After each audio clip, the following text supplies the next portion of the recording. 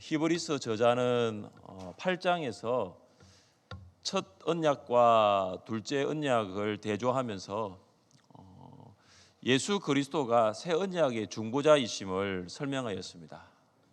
저자는 이제 9장에서 이 첫 언약의 장막과 그리고 둘째 언약의 더 크고 온전한 장막을 대조하며 설명합니다. 먼저 첫 언약의 장막에 대해서 살펴보겠습니다. 1절과 2절 말씀을 함께 읽겠습니다. 첫 언약에도 섬기는 예법과 세상에 속한 성소가 있더라. 예비한 첫 장막이 있고 그 안에 등잔대와 상과 진설병이 있으니 이는 성소라 일컫고. 아멘. 세상에 속한 성소는 손으로 만든 성소인 성막을 가리킵니다.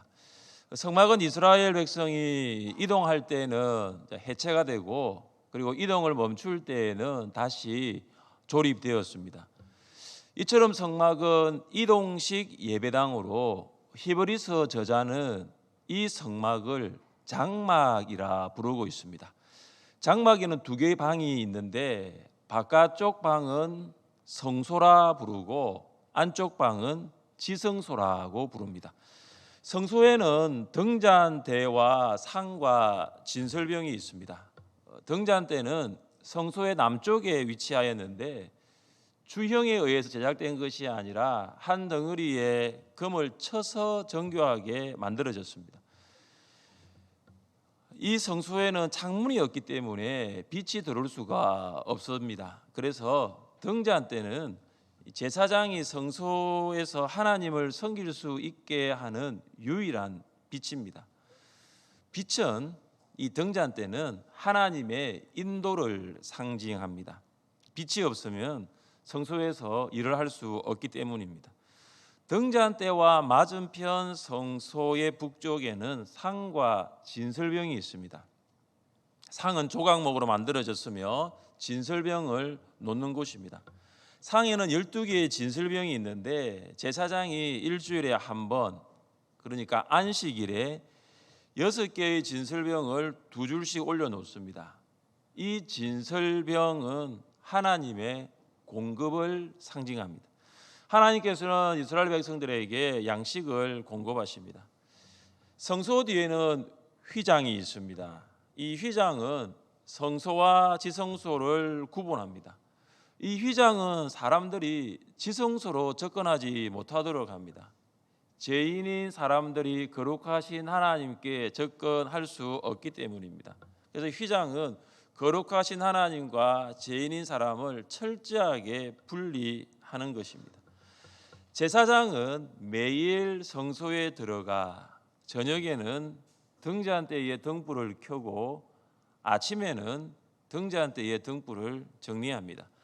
제사장은 안식일에 성소에 들어가 12개의 진설병을 두 줄로 진설하고 아침과 저녁 제사 때 향을 피웁니다. 이것은 제사장의 일상적인 사역입니다. 우리 3절과 4절 말씀을 같이 읽겠습니다. 또 둘째 휘장 뒤에 있는 장막을 지성소라 일컫나니 금 향로와 사면을 금으로 싼 언약궤가 있고 그 안에 만나를 담은 금 항아리와 아론의 쌍난 지팡이와 언약의 돌판들이 있고. 아멘. 휘장 뒤에는 지성소가 있습니다. 출애굽기에는 금 향로가 휘장 바로 앞 지성소에 있다고 기록하고 있는데 히브리서에는 금 향로가 지성소의 기구들 중에 하나로 기록되어 있습니다. 좀 문제가 생긴다라고 성경을 아시는 분은 볼 수 있습니다. 지금 우리가 수요 성령 기도회 때 출애굽기를 공부하잖아요. 그러니까 출애굽기 말씀하고 히브리서 말씀이 왜 다르지? 출애굽기에는 금 향로가 성소에 있는데 히브리서에는 금 향로가 지성소에 있네. 그 내용을 가지고 설명을 하기 위해서는 금 향로와 지성소의 관계를 봐야 합니다. 대제사장은 1년에 한 번 대속죄일에 지성소에 들어갑니다. 지성소에 들어갈 때는 금 향로의 향을 피우지 않고는 들어갈 수가 없어요. 그러니까 금향로의 이 향은 뭐냐면 대제사장이 지성소로 들어가는 대속죄일에만 아주 특별한 역할을 한다고 볼 수 있습니다. 그래서 금향로가 지성소 안에 있는 것은 아니지만 지성소에 속한 기물로 볼 수 있는 것입니다. 여기에 금향로는 성도의 기도를 상징합니다. 지성소에는 언약궤가 있습니다. 언약궤는 조각목으로 만들어진 가로 120cm, 세로 70cm 높이의 직사각형 모양의 금으로 쌓인 나무 상자입니다. 이 언약궤는 하나님의 임재를 상징합니다. 언약궤 안에는 세 가지가 있는데 이 세 가지는 만나를 담은 금 항아리, 아론의 쌍난 지팡이, 언약의 돌판들이 있습니다. 성경 퀴즈 할 때 항상 이 문제가 나와요. 언약궤에 있는 세 가지. 만나를 담은 금 항아리는 광야에서 이스라엘 백성들에게 양식을 공급하시는 하나님의 돌보심을 상징합니다. 아론의 쌍난 지팡이, 그 지팡이는 이스라엘 12지파 중에 특별히 제사장 직분을 위해서 하나님의 선택을 받은 사람을 가리킵니다. 언약의 돌판들은 잘 아시죠? 모세가 시내산에서 받은 돌판으로 거기에는 십계명이 기록되어 있습니다. 언약궤의 윗부분을 속죄소라고 부릅니다. 이 속죄소에는 그룹들이 날개를 펴고 서로 마주 대하고 있습니다. 그런데 오늘 히브리서 저자는 이 그룹들을 영광의 그룹들로 지칭할 정도로 언약궤 위에는 하나님의 영광이 언약궤를 덮고 있는 것입니다. 속죄소는 죄를 속하는 곳입니다. 대제사장은 대속죄일에 희생 제물로 드려진 짐승의 피를 속죄소 위에 뿌림으로 율법에 의해 정죄를 받지 않게 됩니다. 그래서 속죄소를 시은좌, 멀시시트, 은혜의 보좌라고 불립니다. 첫 언약의 장막에는 성소가 있고 지성소가 있습니다. 이 첫 언약의 장막에는 제사장들과 대제사장이 각각 방에서 사역을 합니다. 장막에는 하나님의 인도를 상징하는 등잔대가 있고 하나님의 공급을 상징하는 진설병상이 있습니다. 하나님께 올라가는 성도의 기도를 상징하는 금향로가 있고 하나님의 임재를 상징하는 언약궤가 있습니다. 그런데 이 첫 언약의 장막에 한 가지 모순이 있어요. 장막의 모든 기구가 하나님과 관련이 되어 있습니다. 그렇죠, 여러분? 하나님의 공급, 하나님께 올려드리는 기도, 또 하나님의 임재, 하나님의 인도 다 하나님과 관계되어 있습니다. 성소에 있는, 지성소에 있는 모든 기구들은 모두 하나님과 관계되어 있어요. 그런데 모순이 뭐냐 하면 이스라엘 백성이 직접 나갈 수 없다는 사실이에요. 제사장도 나갈 수가 있고 그러나 대제사장도 1년에 한 번 나갈 수가 있는데 이스라엘의 백성들은 나갈 수 없다는 것입니다. 이게 모순이잖아요. 성소가 하나님과 다 관계되어 있는 건데 이스라엘 백성은 직접 나갈 수 없습니다. 하나님의 인도를 받기 위하여, 하나님의 공급을 받기 위하여, 하나님께 기도드리기 위하여, 하나님의 임재를 경험하기 위하여 나갈 수 없다는 사실이 모순이라는 것입니다. 저자는 8절에서 이 첫 언약의 장막이 가지는 의미를 말합니다. 우리 8절 말씀을 함께 읽겠습니다. 성령이 이로써 보이신 것은 첫 장막이 서 있을 동안에는 성소에 들어가는 길이 아직 나타나지 아니한 것이라. 성소에 들어가는 길은 지성소에 들어가는 길입니다. 지성소에 들어가는 길은 하나님께 나아가는 것입니다. 하나님께서는 성령을 통하여 모세에게 첫 언약의 장막을 주셨는데 그 장막에는 지성소로 들어가는 길이 나타나지 않았습니다. 하나님께로 나아가는 길이 보이지 않았습니다. 제사장은 매일 성소에 들어갈 수 있었지만 이스라엘 백성은 성소에 들어갈 수가 없어요. 바깥뜰에서 있을 뿐입니다. 제사장은 성소에는 들어갈 수 있었지만 대제사장만 지성소에 들어갈 수 있었어요. 그것도 1년에 단 한 번만. 대제사장이 지성소에 들어갈 때는 그냥 들어가는 것이 아닙니다. 짐승의 피를 가지고 들어가서 언약궤 위에 뿌립니다. 짐승의 피를 뿌림으로써 대제사장의 죄도 사하고 자기 죄뿐만 아니라 이스라엘 백성의 죄를 사하였습니다. 이 대제사장이 지성소에 들어갈 때는 그냥 들어가지 않습니다. 금방울이 달린 에봇을 입고 들어갈 만큼 하나님의 존전으로 들어가는 길은 모든 사람에게 열려 있지 않습니다. 방울 소리가 나지 아니하면 대제사장이 죽은 줄로 알고 바깥에 있는 사람들이 대제사장을 꺼내었다고 합니다. 그런데 이제 둘째 언약의 장막을 보십시오. 이 둘째 언약의 장막은 더 크고 온전한 장막입니다. 둘째 언약의 장막은 첫 언약의 장막과 완전히 달라요. 완전히 다릅니다. 둘째 언약의 장막에 과연 어떤 일이 일어났을까요? 함께 11절과 12절을 읽겠습니다. 그리스도께서 장래 좋은 일에 대제사장으로 오사 손으로 짓지 아니한 것 곧 이 창조에 속하지 아니한 더 크고 온전한 장막으로 말미암아 염소와 송아지의 피로 하지 아니하고 오직 자기의 피로 영원한 속죄를 이루사 단번에 성소에 들어가셨느니라. 아멘. 11절에서 시작하는 그리스도께서는 이 앞에는 그러나가 생략되어 있습니다. 그러니까 11절 앞에 있는 그러나는 첫 언약의 장막과 둘째 언약의 장막이 완전히 다르다는 것을 보여줍니다. 완전히 다르다는 거예요. 첫 언약의 장막을 섬긴 아론 계통의 제사장들과 이 새 언약의 대제사장이신 예수 그리스도는 완전히 다른 분이에요. 예수님께서는 십자가에서 죄를 위해 피 흘리시고 새 언약의 구속 사역을 완성하셨어요. 그래서 완전히 다른 것입니다. 사랑하는 성도 여러분, 더 크고 온전한 장막은 예수 그리스도입니다.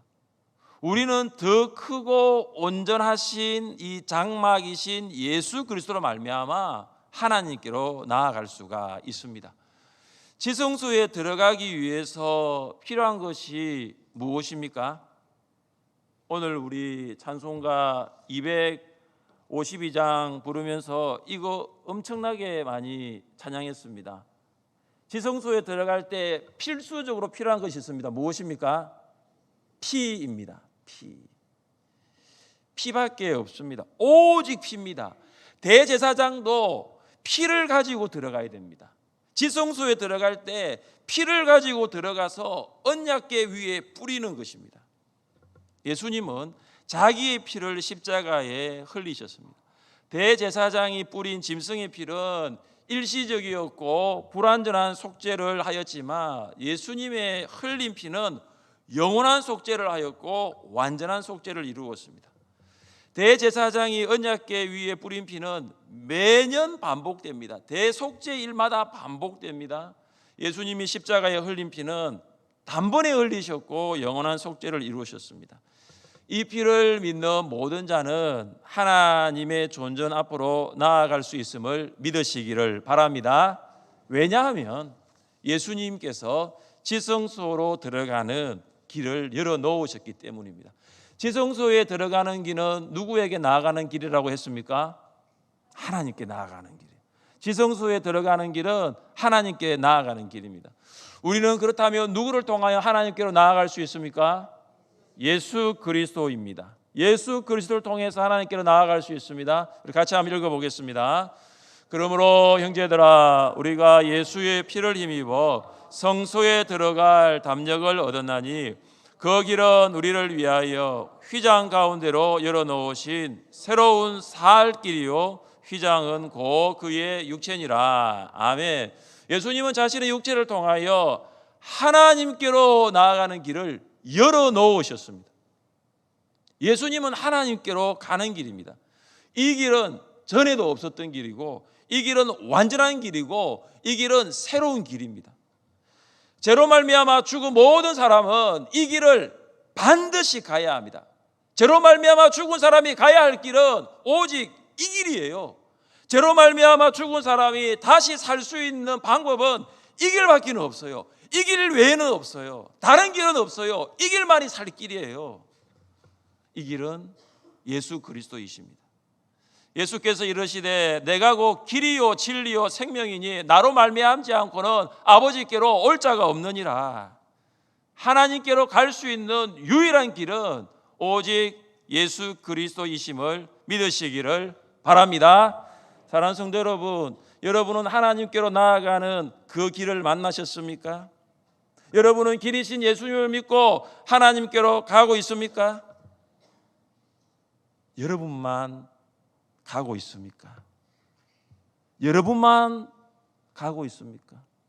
여러분의 VIP도 그 길을 가야 하지 않을까요?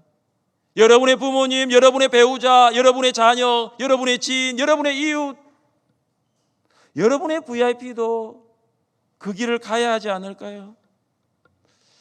몇 주 전부터 목장 나눔지 가장 밑에 기도 제목이 3개씩 나가고 있는데 몇 주 전부터 계속해서 반복되는 기도 제목이 한 가지가 있었는데 혹시 아십니까? 오늘도 그 기도 제목은 반복되고 있습니다. 그 기도 제목이 뭐죠? 네, 5명 이상의 VIP를 작정하며 기도하며 섬기고 목장으로 초청하게 하소서. 목장에는 세상에는 없는 성도의 아름답고 친밀한 따뜻한 행복한 교제가 있습니다. 여러분 그렇죠? 목장으로 모이니까 행복하시죠? 따뜻하시죠? 좋으시죠? 네, 기쁘시죠? 평안하시죠? 네. 그러나 우리가 목장은 단지 이 교제만을 위해 존재하지는 않습니다. 물론 이 교제도 있어야 됩니다. 그러나 목장은 이 교제만을 위해 존재하지는 않습니다. 교회하고 똑같은 거죠. 목장의 존재 목적이 무엇입니까? 뭘까요? 영혼 구원이죠. 목장은 영혼 구원을 위해 존재합니다.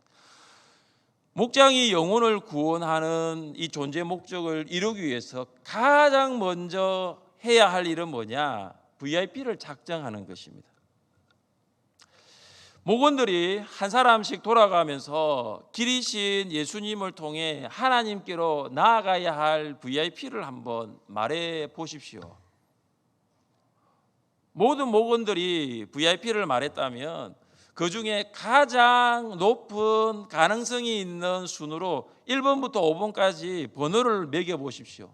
예를 들어 어떤 목원이 어릴 때 교회 학교, 어릴 때 주일학교로 불렀잖아요. 어릴 때 교회 학교를 다녔는데 지금은 다니지 않습니다.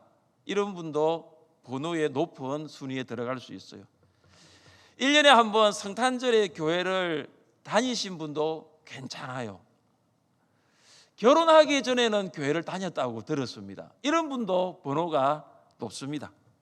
미션 석구를 다녔다든지 아니면 군에서 세례를 받은 분도 괜찮습니다. 아니면 지금은 교회를 잠시 안 다니고 있는데 코로나 전에는 참 열심히 다녔습니다. 이런 분도 1번부터 5번 안에 들어갈 수 있는 것입니다.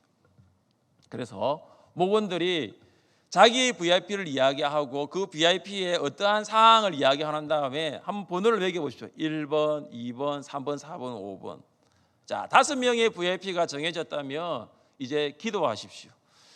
목장 모임 때 기도하는 거 당연합니다. 그리고 목원들이 개인 기도할 때도 이 5명의 목원을 위해서 기도하십시오. 영혼 구원은 철저한 기도로부터 시작됩니다.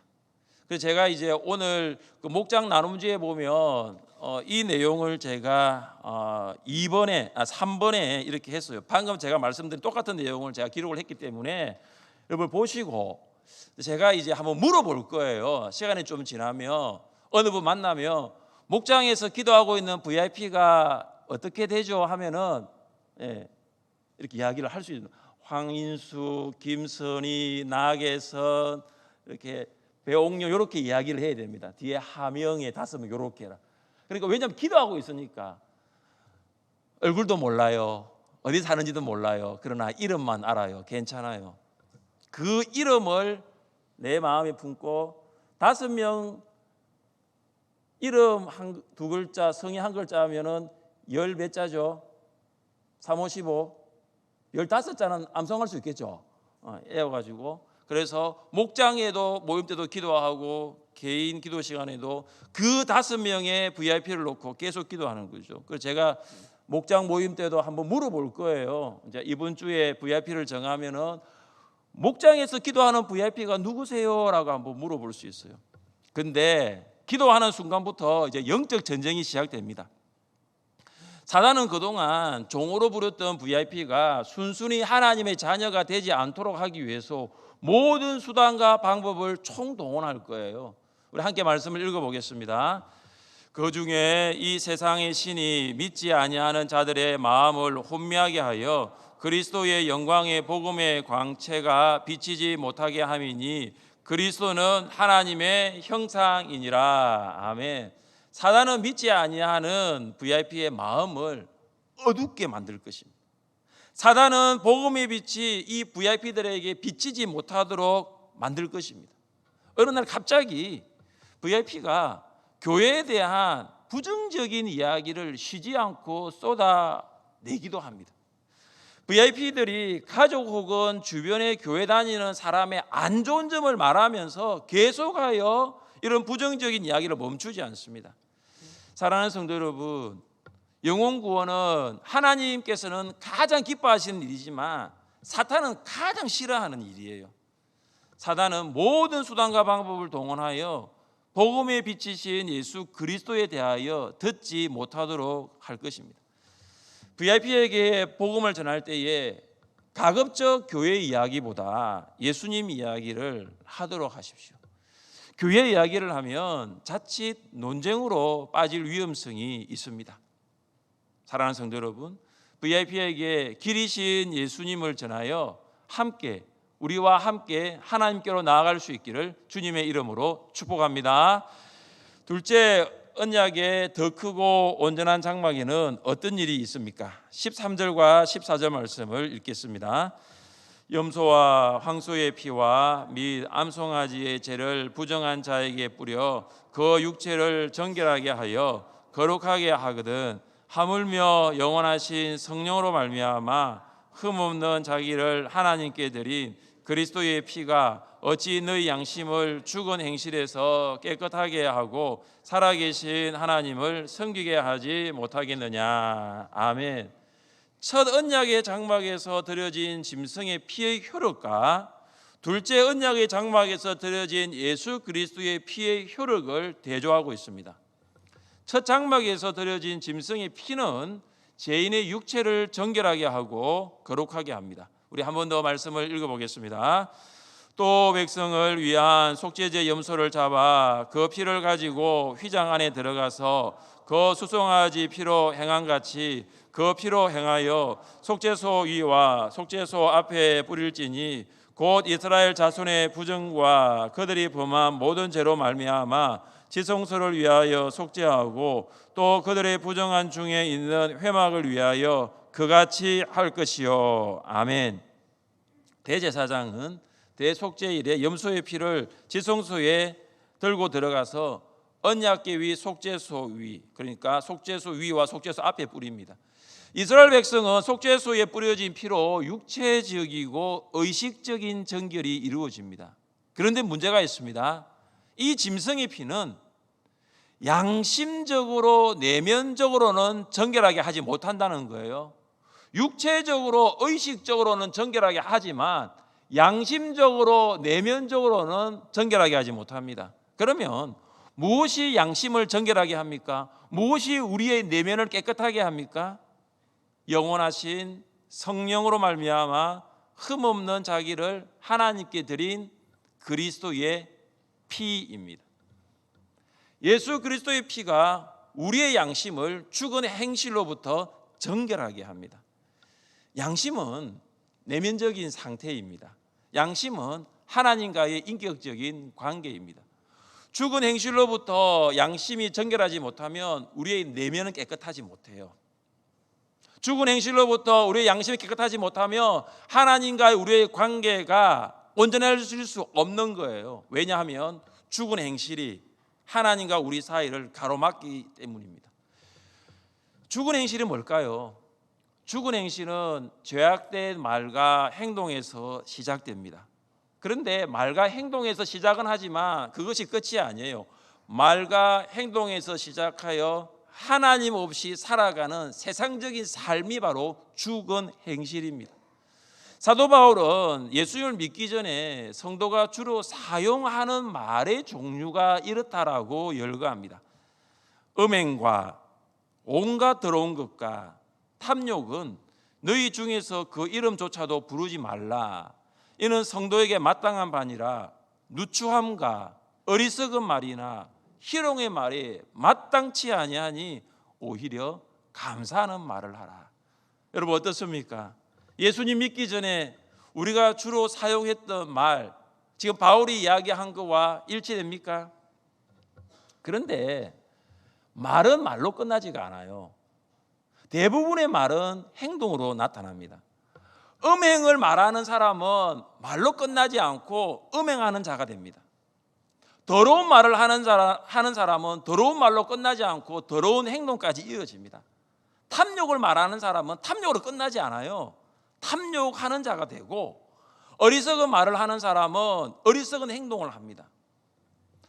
말과 행동으로 시작하는 이 죽은 행실은 결국 어떠한 삶을 살아가냐면 하나님 없이 살아가게 한다라는 것입니다. 우리는 어떤 사람의 말과 행동을 보면 두 가지 중에 한 가지를 알 수 있어요. 그 사람이 하나님 없이 살아갈 수 없는 인생인가, 또 하나 그 사람은 하나님 없이 살아갈 수 있는 인생인가라는 거예요. 말을 보면 알 수 있는 거죠. 행동을 보면 알 수 있습니다. 교만의 말로 시작하여 교만으로 행동하는 사람은 하나님 없이 살아갈 수 없는 인생입니까? 하나님 없이 살아갈 수 있는 인생입니까? 어떤 인생이죠?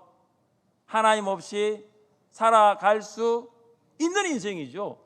자기 잘난 거 자랑하잖아요. 교만을 이야기하고 교만을 행동하는 사람. 돈에서 시작하여 돈으로 끝나는 인생, 하나님 없이 살아갈 수 없는 인생입니까? 하나님 없이 살아갈 수 있는 인생입니까? 네. 세상 자랑으로 시작하여 결국은 자기 자랑으로 마치는 인생, 하나님 없이 살아갈 수 없는 인생입니까? 하나님 없이 살아갈 수 있는 인생입니까? 그 사람의 말을 보면 알아요.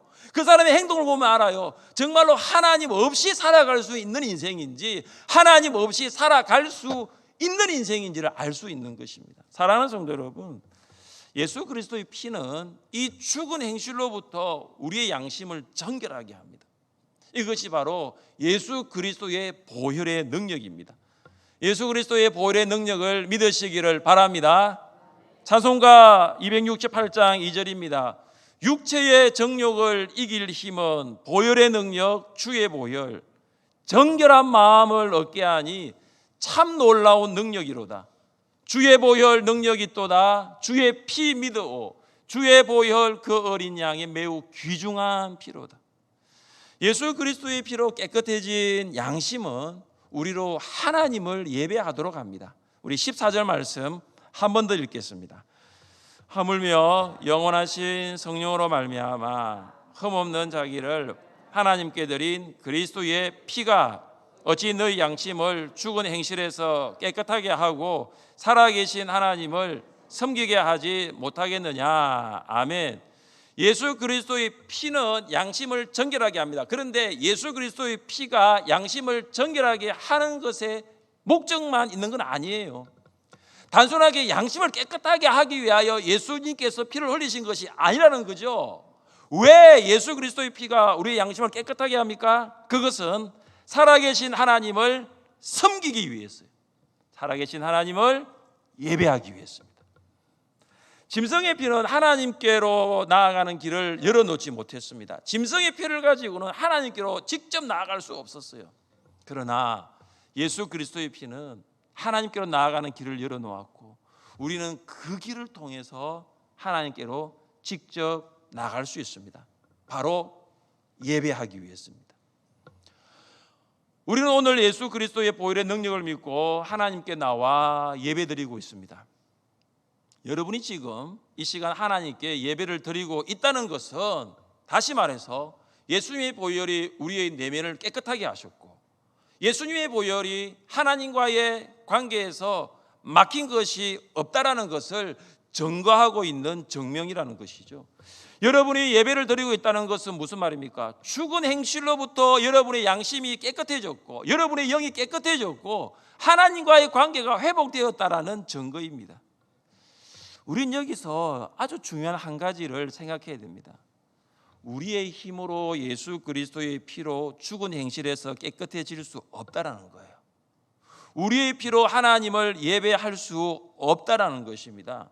무엇이 우리를 죽은 행실에서 깨끗하게 합니까? 무엇이 우리를 하나님을 섬기고 예배하게 합니까? 14절 말씀 한 번 더 읽겠습니다. 하물며 영원하신 성령으로 말미암아 흠없는 자기를 하나님께 드린 그리스도의 피가 어찌 너희 양심을 죽은 행실에서 깨끗하게 하고 살아계신 하나님을 섬기게 하지 못하겠느냐. 하물며 영원하신 뭐죠? 성령으로 말미암아. 예수 그리스도는 영원하신 성령으로 말미암아 자기의 피로 하나님께 제사를 드렸습니다. 예수 그리스도의 희생 제사는 성령을 통하여 이루어진 것입니다. 예수님은 성령으로 탄생하시고 예수님은 성령으로 시험 받으시고 예수님은 성령으로 사역하시고 예수님은 성령으로 부활하시고 예수님은 성령으로 제자들에게 대위임 지상 명령을 부탁하셨습니다. 예수님의 탄생과 사역, 예수님의 십자가와 부활은 성령으로 말미암아입니다. 그렇다면 우리가 예수 그리스도의 피로 깨끗하여 하나님을 예배할 수 있게 하시는 분도 성령님이라는 거예요. 성령님이라는 거예요. 우리의 힘이 아니라는 거예요. 우리의 노력, 우리의 능력이 아니라는 거죠. 성령의 열심, 성령의 능력, 성령의 힘입니다. 사랑하는 성도 여러분, 첫 언약의 장막보다 더 크고 온전한 장막이신 예수 그리스도를 마음에 영접하시기를 바랍니다. 첫 언약의 장막보다 더 크고 온전한 장막이신 예수 그리스도를 통하여 날마다 하나님께로 나아가십시오. 하나님의 인도하심, 하나님의 공급하심, 하나님의 임재하심, 우리가 하나님께 올려드리는 모든 기도, 길이신 예수님을 통하여 하나님께로 나아가 하나님을 직접 경험할 수 있기를 바랍니다. 더 크고 온전하신 장막 예수 그리스도와 함께 동행하는 여러분 될 수 있기를 주님의 이름으로 축복합니다.